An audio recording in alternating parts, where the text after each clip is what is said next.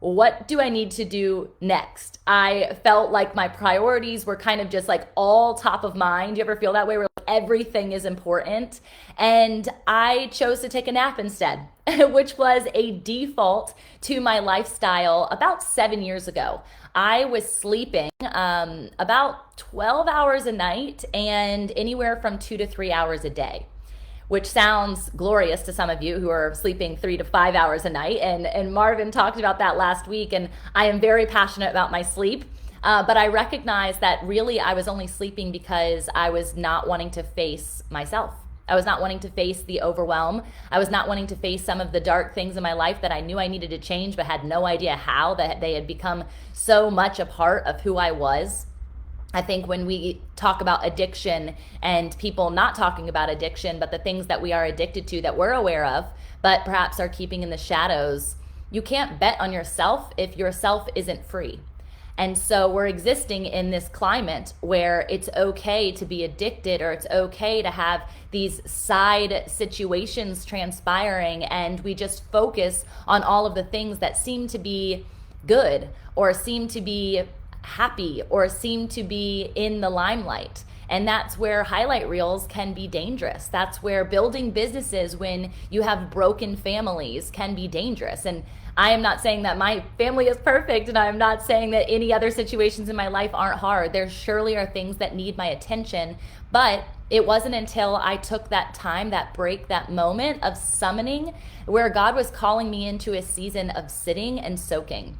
And I believe this is the path in which we all need to follow. It's being summoned first, being summoned to take inventory, being summoned to be okay with being convicted, being summoned to surrender, and then getting into a place of sitting and soaking and recalibrating. This is exactly, if you're familiar with the Bible at all, what the disciples did before the last part of this cycle of summoning, soaking, is then to be sent. We cannot bet on ourselves. We cannot even say yes to a call on our lives until we've sat in this expression of self and really digested, and not sitting in a place of indigestion, which is really the opposite of where I was in the past, and where I see so many businesses. I talked about this at the conference that we just had, that businesses are not problematic from the outside looking in. They're actually creating indigestion from the inside out. Whether it's lack of leadership, whether it is lack of self-reflection in the leadership or in the individual, whether it is out of this book that I'm going to reference today, The War of Art, the breakthrough of the blocks and win in your inner creative battles. It says this. It says that some people are operating in their avocation versus their vocation. And so they're operating as an amateur because that's what they need to do, or that's making ends meet in this time, or as I was doing, it was giving me enough that took me away from the problem. I was making ends meet, and I was doing what society was telling me to do. I was doing what people were expecting me to do. Definitely people pleasing, definitely out of perfection, definitely out of places of achievement, right? I was good at it, so I did it. But that doesn't make me a pro. Making me a pro is that it is my vocation. I'm meant to do it. I'm gifted for it. God has summoned me to it. I've sat with it. I've nurtured it. I've soaked in it. And now I'm being sent in for the operation. I'm being sent in for the transformation of other people.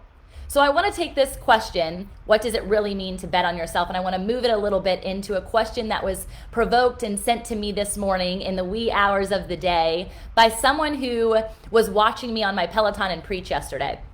And it was the first time I ever recognized that somebody had given me a badge. Now, later in the day, I found out that I had hundreds of dollars of badges, which is also something God's been showing me, that I have money sitting in places that I don't even know. And I bet that's for you as well. And there's a conversation of multiplication that we can have here later. But it was this prophetic conversation with this guy I have never met before.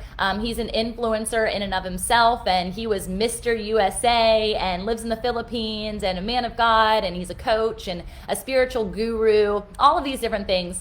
Never had a conversation with him, but I had seen him just yesterday just giving me money and giving me encouragement. And I'm like, man, that's so kind. I was so excited. And I realized after he did it, other people did it.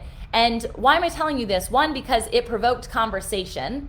And so I want to make sure that you're giving gratitude to the people who are giving to you. So say Forbes just mentioned that she gave somebody $1 and they're like, well, that's not going to do anything for me. And the need of us being vocal about what it is that we need and understanding ourselves and our situations enough, one, to be in that state of surrender, but also to be able to be concise. Being kind and conflict are the same things. Brian has taught me that one recently. And I am recognizing that the conflict in my natural self is that I don't want to ask for help. Maybe some of you guys are experiencing that in your business builds right now, or in your personal life, or in your marital life, or any of these things. I was there. I totally understand. We allow our flesh and our ego to be the decisive factor on whether or not we ask for help or not, because we feel an era of shame. Generally, it's rooted in shame and ultimately rooted in fear. We don't want what other people are going to say about us. We don't want to fail. We don't want to be perceived as not good enough, right? And so we activate and we act out of ego. My ego didn't want to be hurt, and so I turned to something that was easy and I slept it away.